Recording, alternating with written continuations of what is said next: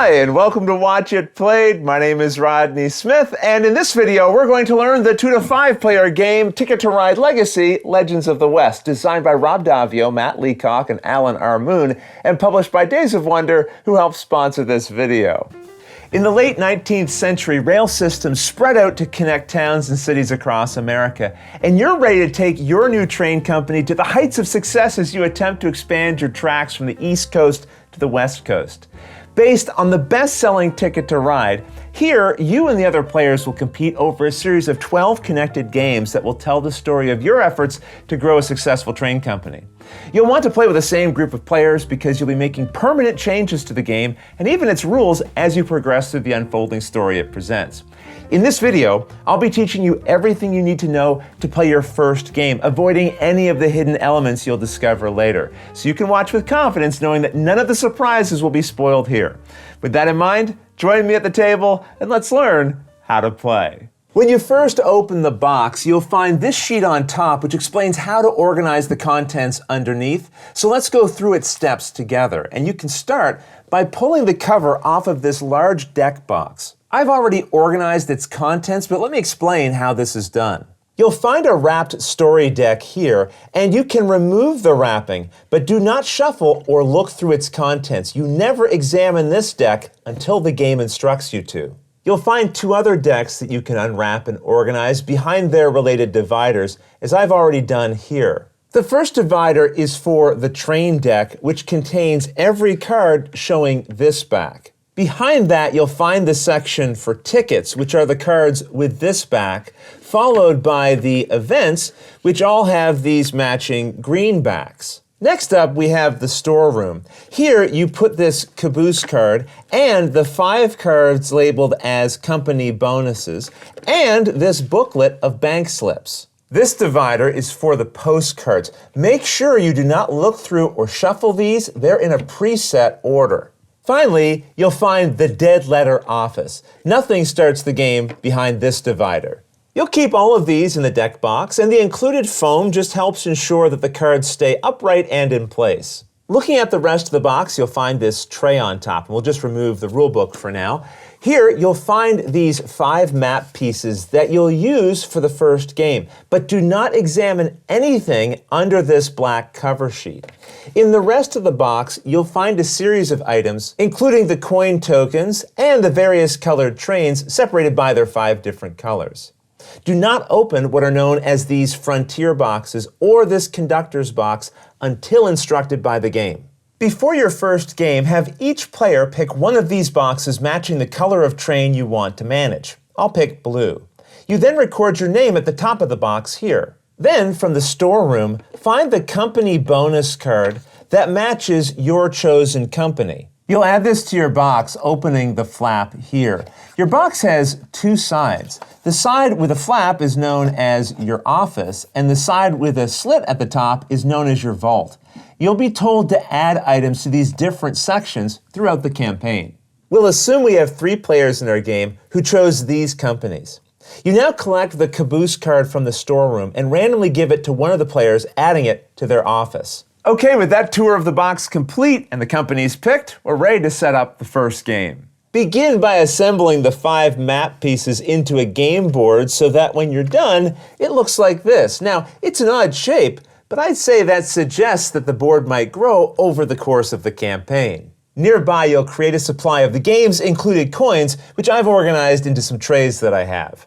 Each player now takes their company box and empties out its office section, but not its vault. Since this is your first game, you'll have your company bonus to put in front of you, and you might also have the caboose.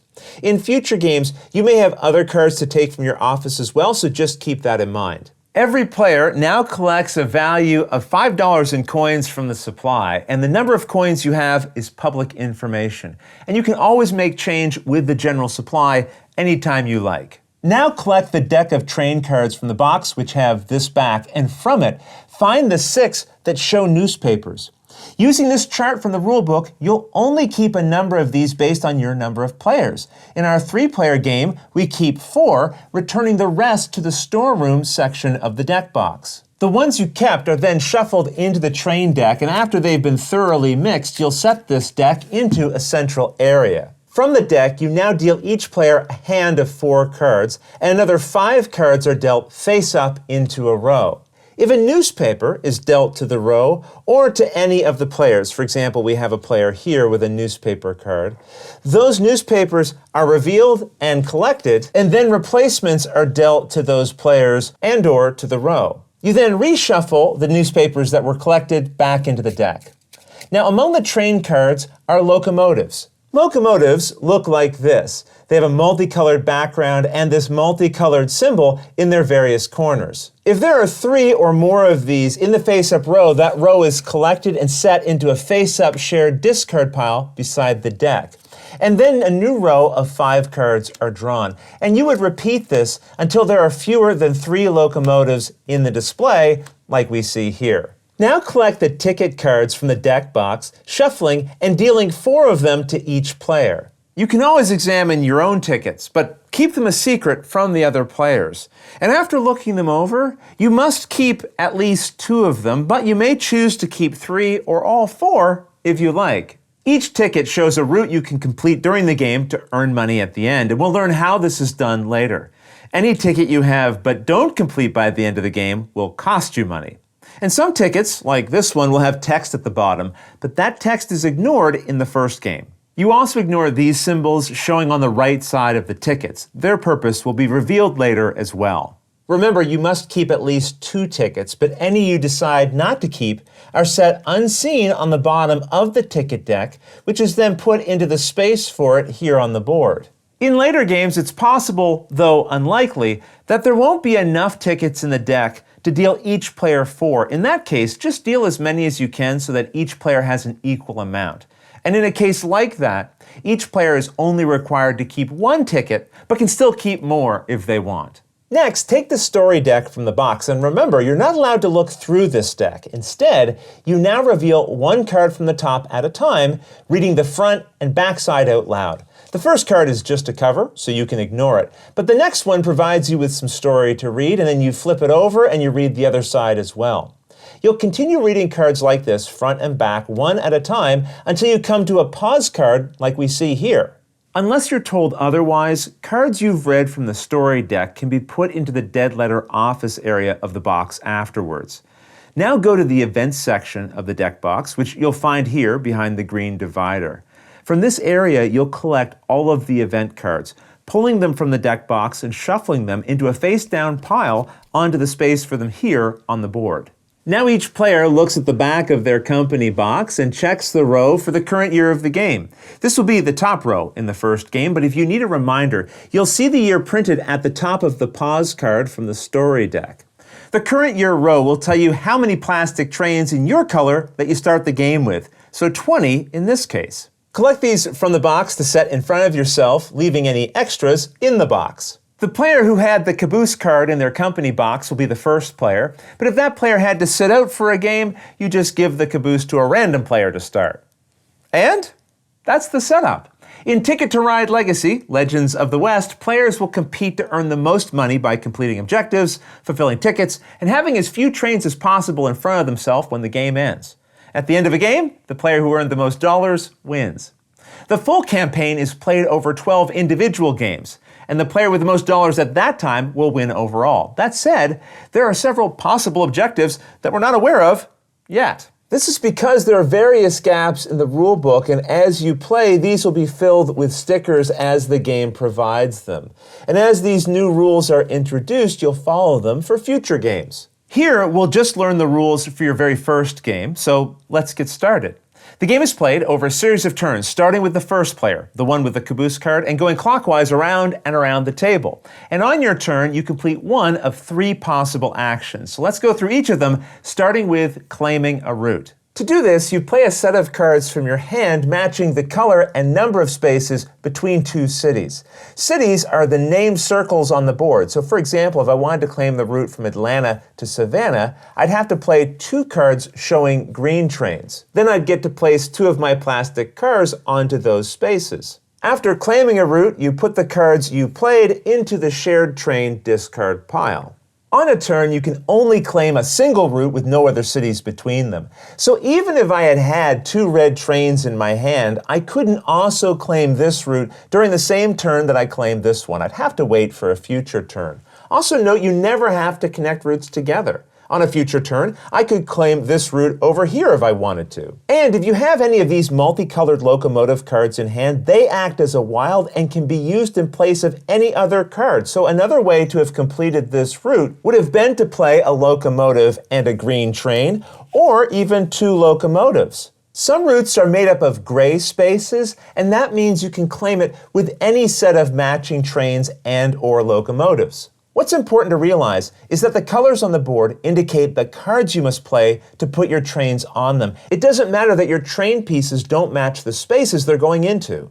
I also want to point out, you can't claim part of a route with this action. You couldn't put 2 trains here and then plan to come back and complete this later. You have to complete the entire route when taking this action. Also be aware, you can't claim a route that goes from a city to, well, nothing. There's also these outlined spaces, but you don't have to worry about those yet. Once a route is claimed, no one else can go into that space, but notice that some cities have more than one route connecting them. And a single player cannot claim more than one of those routes. So if I claimed this one here, I couldn't claim this one later, but another player could. However, there is an exception. In a game with 2 or 3 players, like we have here, only one track on a double route between 2 cities can be claimed. In other words, once a player takes this route, no one could take the other one here. But if you had 4 or 5 players, another player could claim this route. Now this limitation only applies to double routes. No matter the player count, when you see a triple route like this, all 3 of them can be claimed as long as they're claimed by different players. Unlike the original Ticket to Ride game, you don't gain points when you claim a route, unless the game says otherwise. Every player has a company bonus card, and this tells you that if you claim a route matching your train's color, you gain $2 from the supply. As the blue player, if I claimed this blue route, I'd gain $2. Now remember, the route itself has to be blue. If I claimed this gray route, even if I used 2 blue cards, it's not a blue route, so I don't get this bonus. You might have noticed that some of the cities are a red dot, while others have this green-backed icon. These are known as large cities, and if you complete a route that connects to at least one large city, you draw the top card from the train deck and add it to your hand. Even if you connect 2 large cities, you still only draw a single card. With that, we've learned one of the 3 actions you can choose to perform on your turn, claiming a route. But now let's learn a different action you may instead take, drawing train cards. To do this, you take 2, one at a time, picking any one face-up card from the row or drawing from the deck. If you take from the row, immediately replace it with a new one from the top of the deck. Then you draw your second card, again, either from the row or the top of the deck. Now there is one exception. If your very first draw is a locomotive from the face-up row, then after you replace it, you do not collect a second card. However, if your first card taken from the top of the deck happens to be a locomotive, you got lucky and still get to draw again as normal because no one saw what you got. They don't know you drew a locomotive as your first card. And just to be extra clear, if you've already drawn a card, either a face-up regular train card or something from the top of the deck, you cannot, as your second card, draw a face-up locomotive. If you're going to draw a face-up locomotive, it must be the first card you draw, and then you don't draw anything else. That said, trains and locomotives aren't the only cards you'll find in the deck. You may also find newspapers. If you ever draw one of these, let's say, for example, it had been on the top of the deck, and you drew one of these into your hand, you would be forced to reveal it immediately and resolve it. Alternatively, if you're replacing a card from the row after taking one, and it happens to be a newspaper, you also stop and resolve it. Every newspaper works the same way, you just follow the instructions printed on it here. First, you reveal and put the top card of the event deck face up onto the space next to it, reading and resolving its effect here. Many are ongoing and will remain in effect as long as the event remains on top of this event discard pile. The next time a newspaper is drawn, a new event will be revealed, ending the previous event. Some events, like this one, show a lightning bolt in the corner, and these have an immediate effect that end as soon as they're resolved. Even though its effect isn't ongoing, it will stay as the top event until a new one is drawn by another newspaper.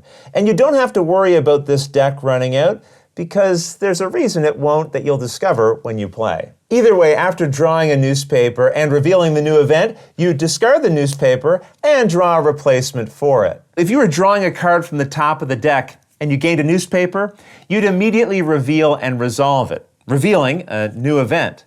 Then the newspaper gets discarded and you draw a replacement card to add to your hand. Later in the game, you may be instructed to retire an event, and anytime a card is retired, an event or otherwise, you place it behind the dead letter office divider. After an event is retired, you then reveal a replacement event. One last thing to be aware of with this action: if at any time 3 of the 5 face-up trains are locomotives, all 5 cards are immediately discarded and 5 new cards are turned face-up one by one to replace them. And that's how you resolve the draw train cards action. During the game, you can have any number of cards in your hand, and if you would ever go to draw one and none are left in the deck, just reshuffle the discard pile into a new face-down deck and then keep drawing.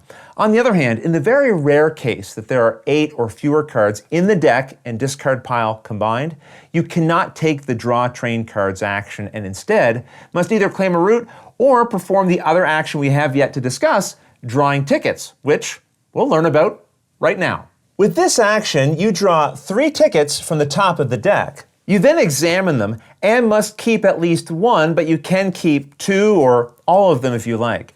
And you're allowed to look at any other tickets you already have while you make this decision. But be sure not to mix your old and new cards together until after you've decided which of the new cards you want to keep.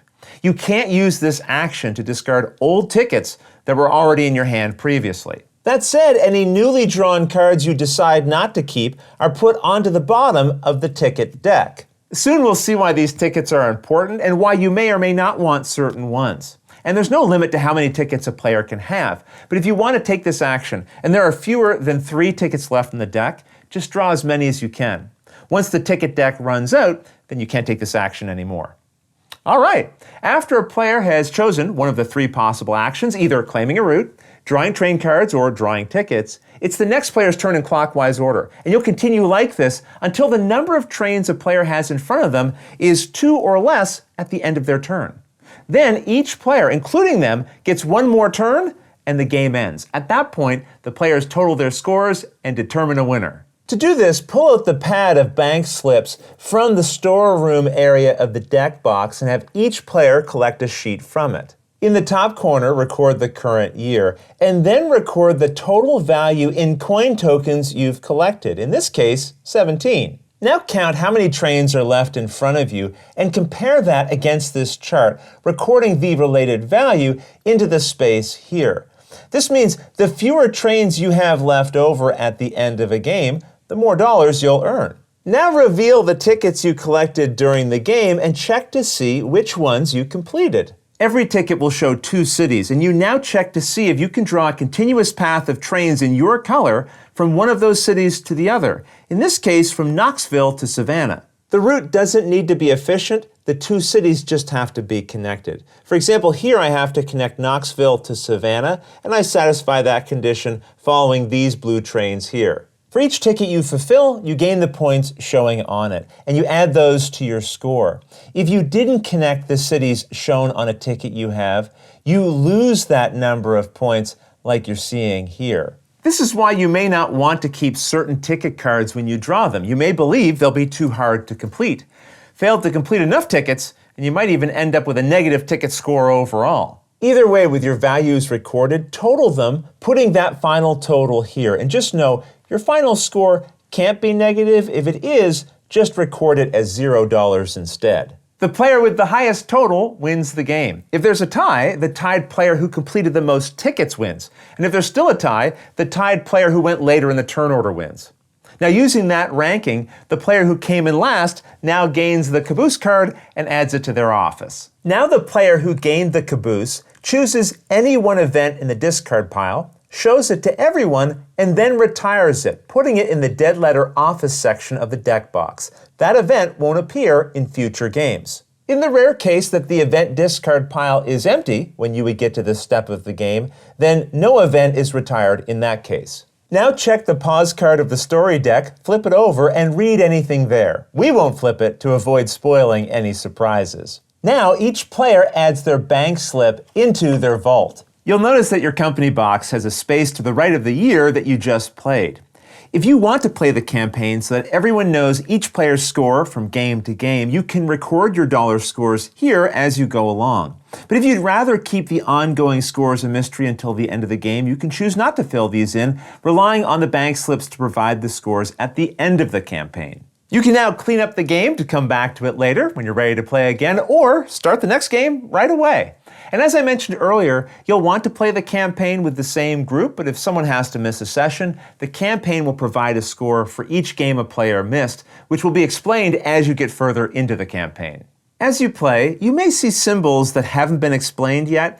Ignore those for now. They'll be explained during the campaign when it's time for you to learn about them. For example, as mentioned earlier, you ignore text found at the bottom of tickets until you're instructed by the campaign to pay attention to them. But I do want to point out that these will often show a number within a circle. Those numbers relate to the values found on postcards, which are stored in the post office section of the deck box. Once the game instructs you to start paying attention to postcards, you'll claim these by looking through this deck and pulling only the one with the indicated number you've been told to gain, avoiding looking at any of the other postcards in this deck. Otherwise, that's everything you need to know to play your first game of Ticket to Ride Legacy: Legends of the West. After that, the game will introduce the additional rules you'll need to follow, but if you have any questions about anything you saw here, feel free to put them in the comments below, and I'll gladly answer them as soon as I get a chance.